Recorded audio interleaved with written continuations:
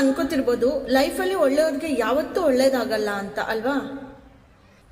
And ನಾನು ಒಳ್ಳೆಯವಳಾಗಿ ಅಥವಾ ಒಳ್ಳೆಯವನಾಗಿ ಲೈಫಲ್ಲಿ ಕಷ್ಟನೇ ಅನುಭವಿಸ್ತಾ ಇದ್ದೀನಿ ಇಲ್ಲಿವರೆಗೂ ಕೂಡ. ಆ್ಯಂಡ್ ಯಾರು ನನಗೆ ರೆಸ್ಪೆಕ್ಟ್ ಮಾಡ್ತೀರಾ, ಎಲ್ಲರೂ ಹೆಲ್ಪ್ ತಗೋತಿದ್ದಾರೆ ನನ್ನಿಂದ ಅಂತ ಕೂಡ ನಿಮಗೆ ಅನ್ನಿಸ್ತಿರ್ಬೋದು ಅಲ್ವಾ.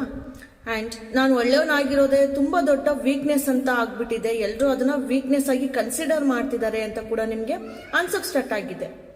ಸೊ ಓಕೆ, ಈ ವಿಡಿಯೋನ ಸ್ಕಿಪ್ ಮಾಡಬೇಡಿ, ಕಂಪ್ಲೀಟಾಗಿ ಫುಲ್ ವಿಡಿಯೋ ನೋಡಿ. ನೀವು ಹೇಗೆ ನಿಮ್ಮ ಒಳ್ಳೆ ಗುಣ ಕಳ್ಕೊಳ್ದಲೆ ಬೇರೆಯವರು ನಿಮ್ಮನ್ನ ರೆಸ್ಪೆಕ್ಟ್ ಮಾಡೋ ಹಾಗೆ ಮಾಡೋದು ನಾನು ನಿಮಗೆ ತಿಳಿಸ್ಕೊಡ್ತೀನಿ. ನಿಮ್ಮ ಲೈಫ್ಗೆ ಕಷ್ಟ ಬರ್ದಂಗೆ ಇದರಿಂದ ಹೇಗೆ ತಪ್ಪಿಸೋದು ನಾನು ಕಂಪ್ಲೀಟಾಗಿ ಇವತ್ತು ನಿಮಗೆ ಗೈಡ್ ಮಾಡ್ತೀನಿ. ಸೊ ಈ ವಿಡಿಯೋನ ಕಂಪ್ಲೀಟಾಗಿ ನೋಡಲೇಬೇಕು ನೀವು. ಸೊ ನಾನು ನಿಮ್ಮ ಶ್ರೇಯ, ನೀವು ನೋಡ್ತಾ ಇದ್ದೀರಾ mindset Kannada YouTube channel.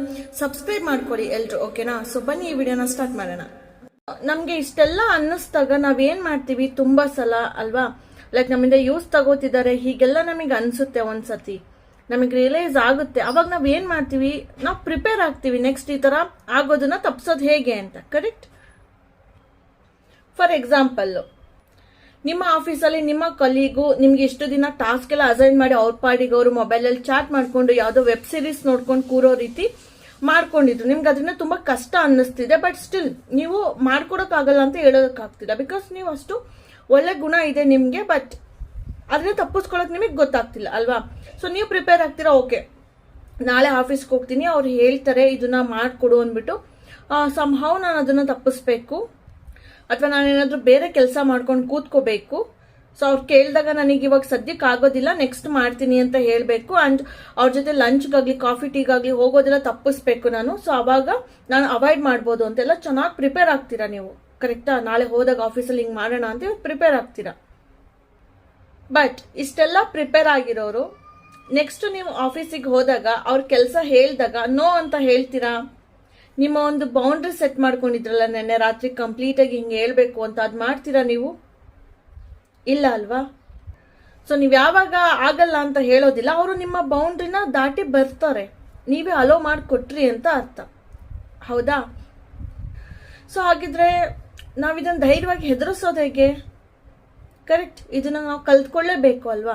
May be ನೀವು ಅನ್ಕೋಬಹುದು, ಓಕೆ ಶ್ರೇಯಾ ಇವತ್ತು ಓಕೆ ವಿಡಿಯೋದಲ್ಲಿ ಹಿಂಗೆ ಹೇಳ್ತಿದ್ದಾರೆ ಅಲ್ವಾ, ಸೊ ಇವತ್ತೇ ನಾನು ಡಿಸೈಡ್ ಮಾಡ್ಕೊಬಿಟ್ಟು ನಾಳೆ ಹೋಗ್ಬಿಟ್ಟು ನಮ್ಮ ಕಾಲೇಜಲ್ಲಾಗಲಿ ಅಥವಾ ಆಫೀಸಲ್ಲಾಗಲಿ ಸ್ಕೂಲಲ್ಲಾಗಲಿ ನಾನು ಹೋಗ್ಬಿಟ್ಟು ನೋ ಅಂತ ಹೇಳ್ಬಿಡ್ತೀನಿ, ಯಾರು ನನ್ನ ಒಳ್ಳೆತನ ಯೂಸ್ ತಗೋತಿದ್ದಾರೆ ಅಂತ ನೀವು ಅನ್ಕೊಂಡ್ರೆ ಎಲ್ಲಾನು ದೂರ ಇಟ್ಬಿಡೋಣ, ಒಂದು ಬೌಂಡ್ರಿ ಸೆಟ್ ಮಾಡ್ಕೊಂಡು ನಾನು ಒಬ್ಬನೇ ಇದ್ಬಿಡೋಣ ಅನ್ಕೊಂಡ್ರೆ ನೋ. ನಾನು ಅದನ್ನ ಹೇಳ್ತಾ ಇಲ್ಲ, ಎಲ್ಲಾರನ್ನು ಬಿಟ್ಬಿಡಿ ಅವಾಗ ನಿಮ್ಮನ್ನ ಯೂಸ್ ತಗೊಳ್ಳೋದಿಲ್ಲ ಯಾರು, ನಿಮ್ಮ ಒಳ್ಳೆತನ ಹಾಗೆ ಇರುತ್ತೆ ಅಂತ ನಾನು ಹೇಳ್ತಿಲ್ಲ. ನನ್ನ ಮಾತಿನ ಅರ್ಥ ಅದಲ್ಲ, ಓಕೆನಾ. ಒಂದು ಲಿಮಿಟೇಷನ್ ಸೆಟ್ ಮಾಡ್ಕೊಳ್ಳಿ, ಬೌಂಡ್ರಿ ಸೆಟ್ ಮಾಡ್ಕೊಳ್ಳಿ ಅಂದ್ರೆ ಇದಲ್ಲ ಎಲ್ಲಾರನ್ನು ಬಿಟ್ಬಿಡಿ ಅಂತ. ಸೊ ಎಲ್ಲಾರನ್ನು ಬಿಟ್ಬಿಟ್ರೆ ಅದು ಒಂದು ಲೈಫ್ ಆಗುತ್ತಾ ಹೇಳಿ? ನಾವು ಎಂಜಾಯ್ ಮಾಡೋಕ್ಕಾಗುತ್ತಾ ಹೇಳಿ? ಲೈಫಲ್ಲಿ ಎಷ್ಟೋ ಒಳ್ಳೆ ಕ್ಷಣಗಳಿರುತ್ತೆ, ಕಲೀಗ್ಸ್ ಜೊತೆ, ಫ್ರೆಂಡ್ಸ್ ಜೊತೆ, ರೈಟ್. ಎಲ್ಲಾನು ಕಳ್ಕೊಳ್ಳೋದಕ್ಕಾಗೋದಿಲ್ಲ, ಕಳ್ಕೊಳ್ಳಬಾರ್ದು. ಕರೆಕ್ಟಾ. ಸೊ ಇದೆಲ್ಲ ಕ್ಷಣನ ನಾವು ಮಿಸ್ ಮಾಡ್ಕೊಬಿಟ್ರೆ ಮತ್ತೆ ಲೈಫಲ್ಲಿ ಇನ್ನೇನಿರುತ್ತೆ, ರೈಟ್. ನಮಗೆ ನಾವೇ ಟಾಕ್ಸಿಕ್ ಅನ್ಸೋದಕ್ಕೆ ಸ್ಟಾರ್ಟ್ ಆಗ್ಬಿಡ್ತೀವಿ. ಕರೆಕ್ಟ್ ತಾನೆ.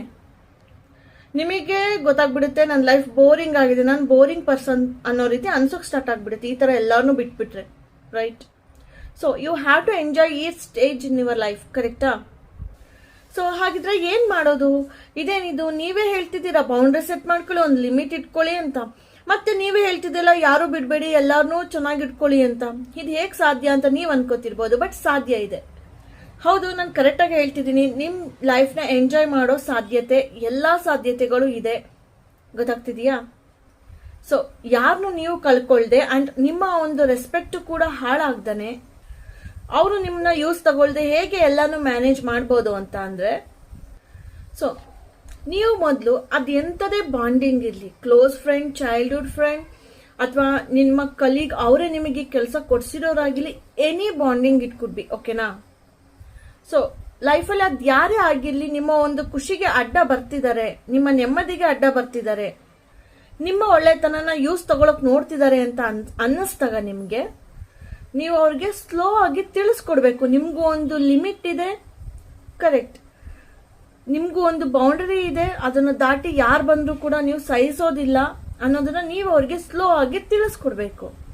ಸೊ ಅವ್ರಿಗೆ ಕಂಪ್ಲೀಟ್ ಆಗಿ ಅರ್ಥ ಮಾಡಿಸ್ಬೇಕು, ಒಂದು ಲಿಮಿಟ್ ಇದೆ, ಅದನ್ನ ದಾಟಿ ಬಂದ್ರೆ ನಾನು ಅದೆಂತವ್ರಿಗೆ ಆದ್ರೂ ಕೂಡ ನಾನು ನೋ ಅಂತ ಹೇಳ್ತೀನಿ ಅನ್ನೋದವರು ಕಂಪ್ಲೀಟ್ ಆಗಿ ತಿಳ್ಕೊಬಿಡ್ಬೇಕು ನಿಮ್ ಬಗ್ಗೆ. ಸೊ ಆ ರೀತಿ ನೀವು ಅರ್ಥ ಮಾಡಿಸ್ಬೇಕು. ಮೇ ಬಿ ಫಸ್ಟ್ ಟೈಮ್ ನೀವು ನೋ ಅಂತ ಹೇಳಿದಾಗ ಅವರು ಬೇಜಾರಾಗ್ಬೋದು, ನಿಮ್ಮನ್ನ ಮಾತಾಡ್ಸೋದ್ ಬಿಡ್ಬೋದು ಒಂದ್ 2 ದಿನ. ನೆಕ್ಸ್ಟ್ ಟೈಮ್ ನೀವು ನೋ ಅಂತ ಹೇಳಿದಾಗ್ಲೂ ಇದೇನ್ ಈ ತರ ಆಗ್ಬಿಟ್ಟಿದಾನಲ್ಲ ಅಥವಾ ಈ ತರ ಆಗ್ಬಿಟ್ಟಿದ್ದಾಳಲ್ಲ, ಇವಳ ಜೊತೆ ಏನ್ ಅಷ್ಟೊಂದು ಮಾತಾಡೋದ್ ಬೇಡ, ಕಡಿಮೆ ಮಾಡ್ಬೇಕು ಅಂತ ಅನ್ಕೋಬಹುದು. ಬಟ್ 3rd ಟೈಮ್ ನೀವು ನೋ ಹೇಳಿದಾಗ ಅವ್ರಿಗೆ ಪ್ರಾಕ್ಟೀಸ್ ಆಗೋಗ್ಬಿಟ್ಟಿರುತ್ತೆ, ಅವ್ರು ಏನೂ ಅನ್ಕೊಳ್ಳೋದಿಲ್ಲ ನಿಮ್ನ. ಸೊ ಓಕೆ, ಇವನ್ ಇರೋದೇ ಹೀಗೆ ಅಥವಾ ಇವಳು ಇರೋದೇ ಹೀಗೆ, ನನ್ನ ಲಿಮಿಟ್ ಅಲ್ಲೂ ಕೂಡ ನಾನು ಇರ್ಬೇಕು, ಇವಳ ಬೌಂಡ್ರಿ ಕ್ರಾಸ್ ಮಾಡಬಾರ್ದು, ನಾನು ಇವಳಿಗೆ ಹಿಂಸೆ ಕೊಡಬಾರ್ದು, ಕರೆಕ್ಟ್, ನೆಮ್ಮದಿ ಹಾಳು ಮಾಡಬಾರ್ದು, ರೈಟ್, ಪ್ರೆಷರ್ ಹಾಕ್ಬಾರ್ದು ಅನ್ನೋದು ಅವ್ರಿಗೂ ಅರ್ಥ ಆಗುತ್ತೆ. ಅವ್ರಿಗೂ ಒಂದು ಗೊತ್ತಾಗುತ್ತೆ, ಓಕೆ ಫ್ರೆಂಡ್ಶಿಪ್ ನ ಉಳಿಸ್ಕೋಬೇಕು, ಇವ್ರು ಇರೋದೇ ಹೀಗೆ, ಹಾಳು ಮಾಡ್ಕೊಳ್ಳೋದು ಬೇಡ ಅಂತ ಅವರೇ ಕೂಡ ಚೆನ್ನಾಗಿ ಮಾತಾಡ್ಕೊಂಡು ನಾರ್ಮಲ್ ಆಗಿ ಇರಕ್ಕಾಗ್ತಾರೆ. ಬಟ್ ಮೊದ್ಲಿದ್ದಂತಹ ನಿಮ್ನ ಒಳ್ಳೆತನ ಯೂಸ್ ತಗೊಳ್ತಿದ್ದಂತಹ ಬುದ್ಧಿ ಅವ್ರಿಗೀಗ ಇರೋದಿಲ್ಲ. ಸೊ ಫಸ್ಟ್ ಆಫ್ ಆಲ್ ನೀವು ಜನಗಳನ್ನ ಪ್ಲೀಸ್ ಮಾಡೋದನ್ನ ಬಿಡಬೇಕು. ಓಕೆನಾ, ನಿಮ್ಮ ನೆಮ್ಮದಿ ನಿಮ್ಮ ಖುಷಿನ ಪ್ಲೀಸ್ ಮಾಡಿ, ಪೀಪಲ್ ಪ್ಲೀಸರ್ ಆಗಬೇಡಿ. ಅರ್ಥ ಆಗ್ತಿದ್ಯಾ? ಅರ್ಥ ಆಗ್ತಿದೆ ಅಂತ ಅನ್ಕೊಂಡಿದೀನಿ. ಬಿಕಾಸ್ ಪೀಪಲ್ ಪ್ಲೀಸ್ ಮಾಡೋದ್ರಿಂದ ಏನು ಸಿಗೋದಿಲ್ಲ. ಬಟ್ ನಿಮ್ಮ ನೆಮ್ಮದಿ ನಿಮ್ಮ ಶಾಂತಿನ ನೀವು ಪ್ಲೀಸ್ ಮಾಡ್ಕೊಂಡ್ರೆ ಸೊ ಅದನ್ನ ನೀವು ತುಂಬಾ ಚೆನ್ನಾಗಿ ಕಾಪಾಡ್ಕೋತೀರಾ. ಯಾರು ಅದನ್ನ ಹರ್ಟ್ ಮಾಡೋದಕ್ಕೆ ನೀವು ಬಿಡೋದಿಲ್ಲ.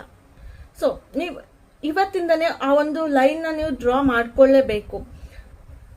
ಅರ್ಥ ಆಗ್ತಿದ್ಯಾ? ಸೊ ಅದು ಮಾಡ್ಕೋಬೇಕಂದ್ರೆ ನಿಮಗೆ ಫಸ್ಟ್ ನಿಮ್ಮ ಪಾಸಿಟಿವ್ಸ್ ನಿಮ್ಮ ನೆನ್ಕೊಂಡಿರ್ಬೇಕು.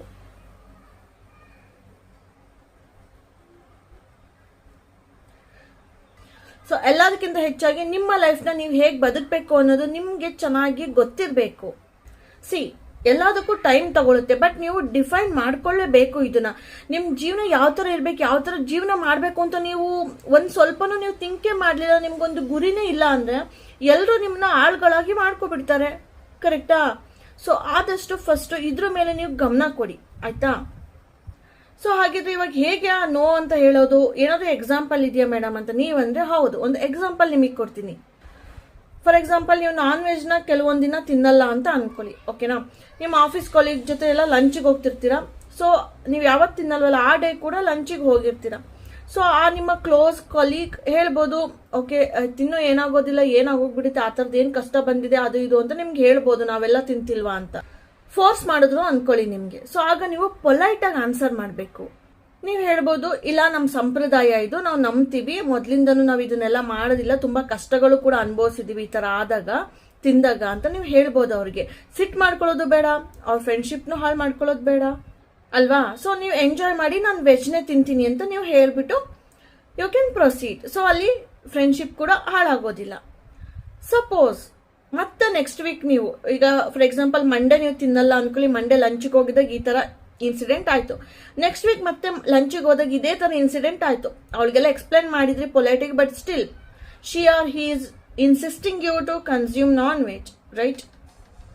ಸೊ ಅವ್ರು ಬೇಕು ಅಂತ ಫೋರ್ಸ್ ಮಾಡ್ತಿದ್ದಾರೆ ಅಂತ ಆಯ್ತು ಅವಾಗ ಅಲ್ವಾ? ಇನ್ನೊಂದ್ಸತಿ ಅದನ್ನೇ ಅವ್ರು ರಿಪೀಟ್ ಮಾಡಿದ್ರು ಅಂದ್ರೆ ಸೊ ನಿಮ್ಮ ಒಳ್ಳೆತನನ ಯೂಸ್ ಮಾಡ್ಕೊಂಡು ಮಜಾ ತಗೊಳಕ್ ಅವರು ಆತರ ಮಾಡ್ತಿದ್ದಾರೆ ಅಂತ ಕ್ಲಿಯರ್ ಆಗೋಯ್ತು ಅಲ್ವಾ?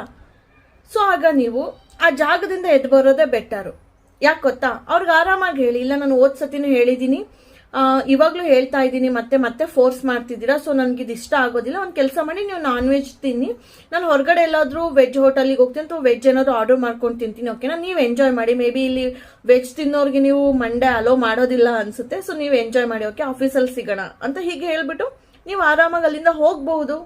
ಕರೆಕ್ಟಾ? ಸೊ ಅದಾದ್ಮೇಲೆ ನೆಕ್ಸ್ಟ್ ಟೈಮ್ ನೀವು ಹೋದಾಗ ಅವ್ರು ಖಂಡಿತವಾಗ್ಲೂ ನಿಮ್ಗೆ ಫೋರ್ಸ್ ಮಾಡೋದೇ ಇಲ್ಲ.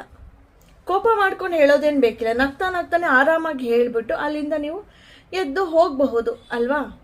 ಅಂದ್ರೆ ಇದನ್ನೆಲ್ಲ ನೀವು ಮಾಡೋದಕ್ಕೆ ನಿಮ್ಗೆ ಧೈರ್ಯ ಬೇಕು, ಓಕೆನಾ? ಆ ಒಂದು ಕಾನ್ಫಿಡೆನ್ಸ್ ಇರಬೇಕು, ಓಕೆನಾ? ಸೊ ಯೂಸ್ ತಗೊಳಕ್ ಬಿಡ್ತಾ ಹೋದ್ರೆ ಅವ್ರು ಯೂಸ್ ಮಾಡ್ಕೋತಾನೆ ಇರ್ತಾರೆ. ಬಟ್ ಒಂದ್ಸತಿ ನೀವು ನಿಮ್ಮ ಲಿಮಿಟ್ ನ ತೋರಿಸಿದ್ರೆ ನೆಕ್ಸ್ಟ್ ಟೈಮ್ ಯಾರು ಈ ತರ ನಿಮಗೆ ಮಾಡೋದಕ್ಕೆ ಹೋಗೋದಿಲ್ಲ.